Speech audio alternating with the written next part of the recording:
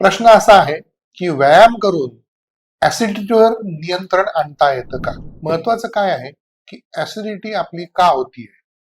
Reflux आहे म्हणजे acid वर येतंय का जठराला सूज आहे? या दोन्हीसाठी सर्वात महत्वाचं कारण काय आहे की आपला आहार विहार लाईफस्टाईल हे बदलणे. आणि यामध्ये व्यायामाचा अंतर्भाव आहे का? तर जरूर आहे.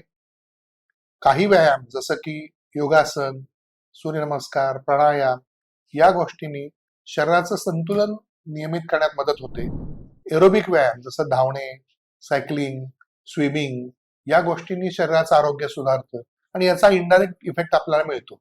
परंतु जर आपल्याला रिफ्लक्स असेल किंवा गड असेल, GERD, जेव्हा आपल्याला छातीत जळजळ होते, तर अशा प्रकारच्या प्रॉब्लेम्स मध्ये इलॅस्टिक लूज असल्यामुळे ऍसिडवर येतं.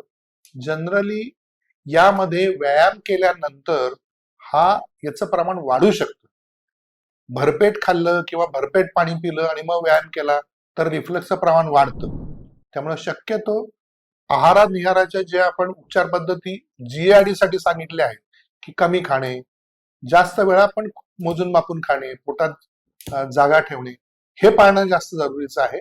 व्यायामानं जो इनडायरेक्ट बेनिफिट होतो तो महत्वाचा आहे, पण व्यायामाने डायरेक्टली व्यायाम केला आणि ऍसिडिटी कंट्रोल झाली असं होत नाही.